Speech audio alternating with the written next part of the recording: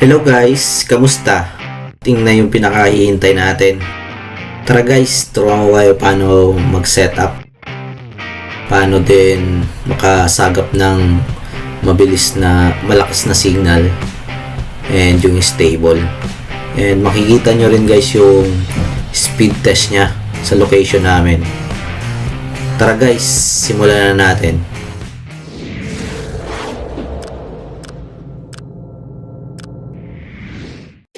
Simulan natin sa pag-unbox. Alamin natin kung anong laman ng box. Ito siya. May tape siya. Sa baba siya binubuksan. Then ito siya. May parang takip siya. Ang una nyong makikita guys is yung pinaka-stand nya.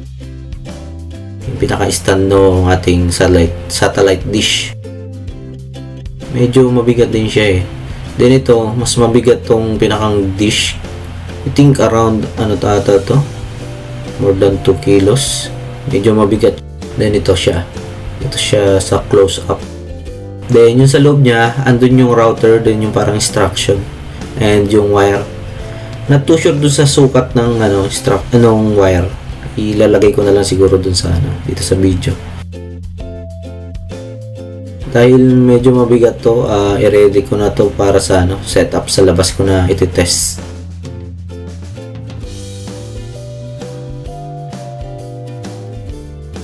Madali lang siya guys. Bali, sa isan muna natin. Ito yung router guys. Then may dalawa siyang port para sa power supply. Then yung isa, yung pinakang wire mula galing sa sa satellite dish. Then ito yung power supply cord. Ito, pwede nyo siyang lagyan ng adapter. Then doon siya sinasaksak syempre doon sa may tatlong parang tatlong hindi ko sure kung tawag doon, basta dyan lang naman yan magkakasya. Parang may rubber siya guys para hindi pasukan siguro ng tubig or langgam, something. Kailangan sagad na sagad yun, para fit naman siya doon, hindi naman siya masisira.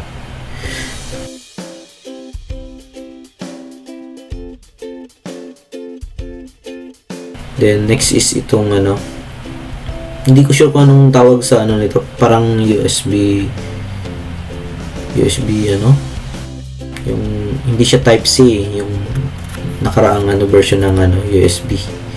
So doon lang din naman siya magkakasya guys, sa isang port. Doon lang natin lalagay. Ganito yung niya, orientation yung. Then ito yung nakalagay na instruction. Bawal hawakan yung parang dish. Then yung router syempre isaksak sa outlet. Then dito ko muna nilagay yung ating router sa may labas, sa may pintuan namin. Kasi iti-test natin siya sa labas yung pinakang dish. So dito ko muna siya nilagay sa sa labas, sa may kalsada. Kasi pag kasaksak mo ng router guys, automatic siyang gagalaw, maghahanap siya ng satellite sa magpo-point siya sa sa sky. Kasi 'di ba kanina yan, parang naka-slant. So parang nag-face up siya. Bali, bigyan ko yung background. Ganito yung location sa area namin. So subdivision, may mga nakaharang na ibang unit. So diyan ko lang linagay sa kalsada. Ayan, para may idea kayo. So next natin guys is yung paano gamitin yung mobile app. So punta ka lang kayo doon sa website nila. Then nandun naman yung download link. Click nyo lang guys. Then ito, sa aking end, na-download ko na siya last time. Need ko lang i-update. Then pag open nyo, start nyo lang, then piliin nyo yung kung ano yung unit nyo. Yung sa akin is yung nasa una. Parang next lang ito. Yung instruction lang kung paano paglagay. So natapos na natin yan, continue lang natin, then next lang. Then next naman is kukonect lang tayo dun sa niya, Wi-Fi. Ang pangalan ng Wi-Fi sa akin is Stinky. Yun yung name niya. Nung una, nag-hesitate nga ako, sabi ko, ba't ganun? Hindi man Starlink. Then, next natin is set up yung network. So, lagay lang kayo ng pangalan ng kung ano yung pangalan ng Wi-Fi, then yung password. Yung password ko naman dyan, temporary lang yan for testing purposes. Ayan guys, para may idea kayo. Next, dito sa cellphone ko, kukonek ako. So, ayun, lumabas na guys yung Ruin Starlink.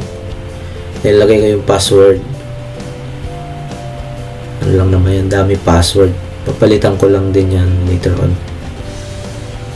Once connected na guys, ito. So, obtaining IP address na. Balik tayo dun sa app.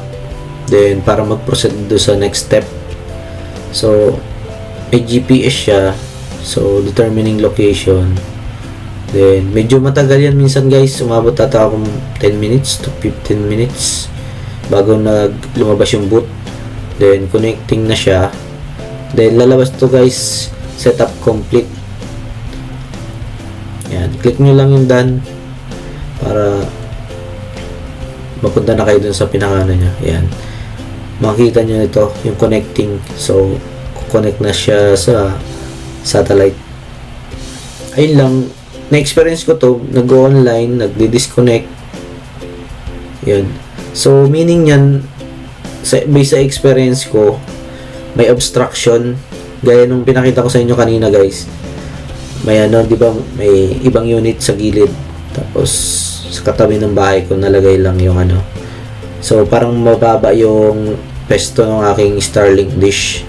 So, ang gagawin ko dyan guys, ito, yung pag-detect ng obstruction. Ito, nakikita niya yung yung mga Starlink satellite na position. So, andun sa area na yon yung mga satellites. So, dapat doon ko itutok. Yun yung pinakang idea niya guys. Yan. So, doon ko kailangan itutok. Makikita nyo naman yung result dito guys kung malaki yung obstruction. Pag yung marami yung red, ibig sabihin, or may red, malaki yung obstruction. Then, ito guys, ang gagawin ko, ililipat ko doon sa kabilang side. Parang itututok ko siya doon sa may internet. Medyo ginabi na ako dyan guys kasi paghanap nung nung right spot, yung malakas yung signal at stable. So, based dun sa kanina guys, di ba, doon niya tinuturo na andun yung parang spot or position ng mga satellites na Starlink na nasa outer space. So, parang ganito yung perspective niya. Doon siya nakatingin or nakatutok. Parang ganun yung idea.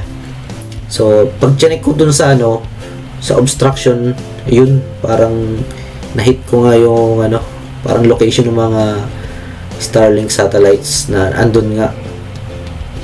So, ayun, parang i-scan ko lang siya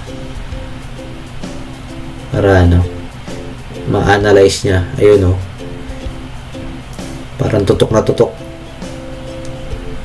Next time siguro ilalagay ko na siya sa bubong namin para mas stable. Pero ito quick lang naman to initial testing lang natin guys kung stable talaga or malakas yung internet ng Starlink dito sa Pinas. Bale ito guys, so online na guys, so meaning connected na tayo do sa satellite ng Starlink. Next naman natin is ito, speed test na natin. Bale yung location ko guys, Cavite area. So pakita ko lang sa inyo na connected ako, walang daya. Ayan, ito yung app ng Starlink mismo pag test.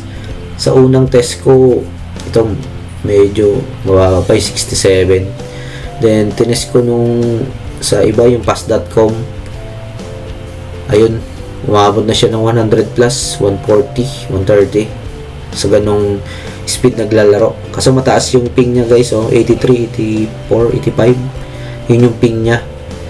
Pero yung upload nasa umabot naman ng 20, 30, which is good naman kung trabaho lang. Pero pag maglalaro, for sure malag yun. Then ito naman yung sa speed test ng Ookla. Ayun, dito mas mabilis siya mas malakas. Pas ng din, 100 plus din to 130, 140. So yung residential kasi guys, pumapalo siya ng 100 to 200 Mbps. Yun yung committed nila na na speed. Then yung upload, sabi nila is between 20 to 40. So ngayon nasa 19. Hindi ko sure kung related siya sa sa PCARS kasi 630 na. Mga 630 na yun. Then ito guys, mobile game testing. Pero sa sunod na natin i-discuss yan guys sa next upload na. Kinulang na ako sa oras mag-edit para sa gameplay. Tetest din natin sa Call of Duty Mobile. Ayun guys, kung may question kayo in terms na pag-setup, comment lang sa baba. Abang na lang kayo dito sa ating mobile game testing. Ayun guys, salamat sa panonood.